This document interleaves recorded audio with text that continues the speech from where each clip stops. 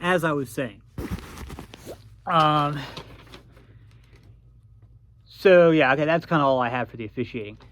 Next thing, Mike Tomlin. Is it time for him to get fired?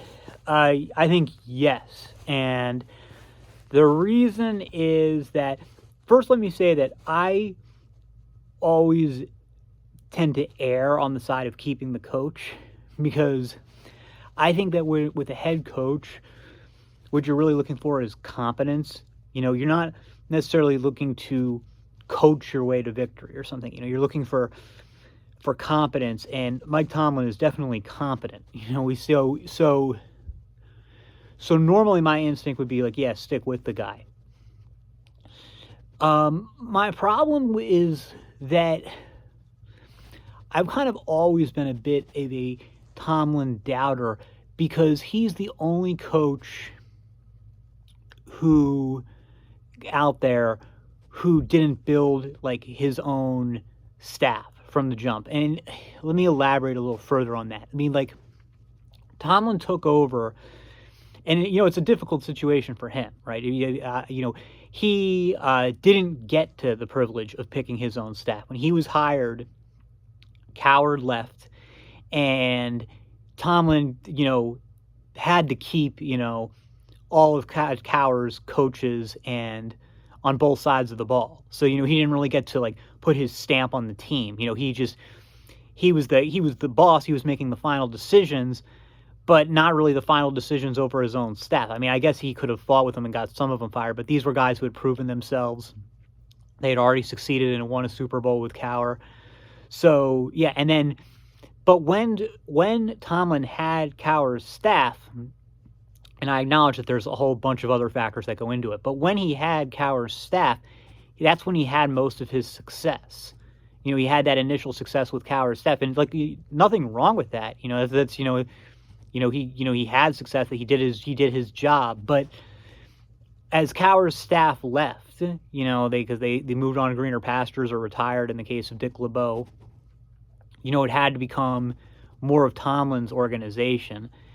And since then, not only have they not delivered, they seem to be declining. Now, they're still a good team. They're still, year in and year out, I think Tomlin's never had a losing record. But they're not performing in the postseason. Now, if they were like, I don't expect you to win Super Bowls or even conference championships, but at some point you want to see some playoff success when you have a team that has all this talent. And like, over such a long period, again, for there not to be any improvement, and it seems to be getting worse. Like, the coach who I would say is most similar to Tomlin is, like, in terms of like situation, is Harbaugh in Baltimore, who I don't consider a great coach, but it's the same type of organization, like very strong GM, and even the same style of play, and like,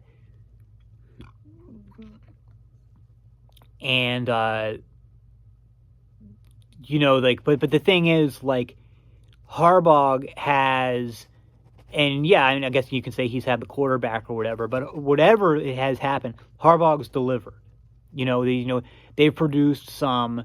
Not only did he won that one Super Bowl like Tomlin did. The difference is Harbaugh did it with his own staff. And actually, you know what? He may have still had Rex.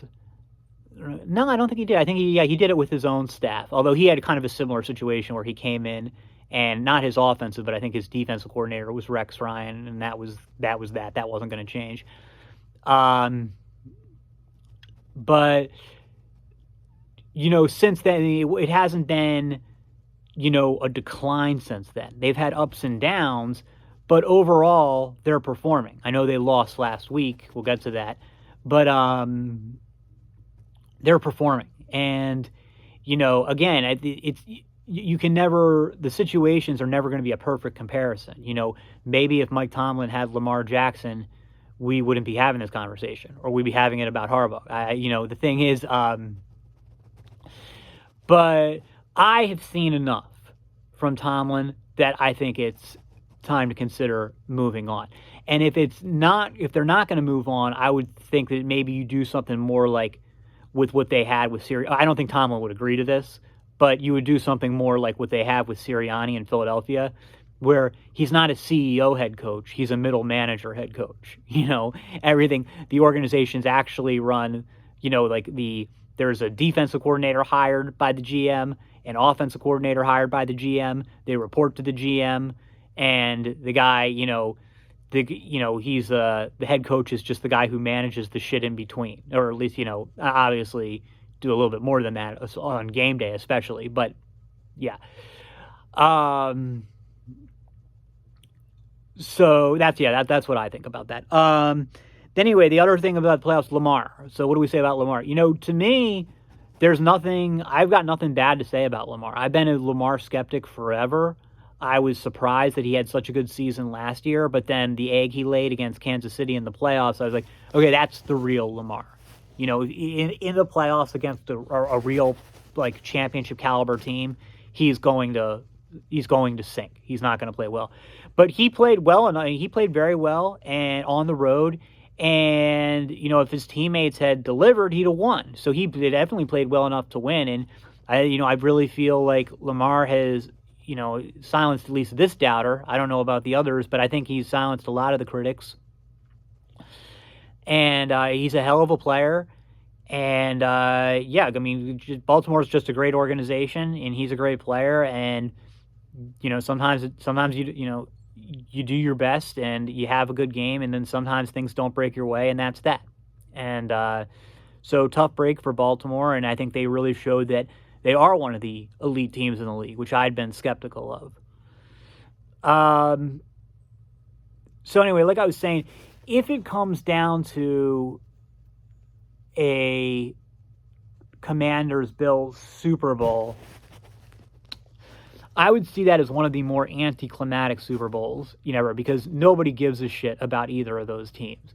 And if it does come to that, I would say Bills. I don't see them having much problem with the Commanders. That's all for now. See you in the next.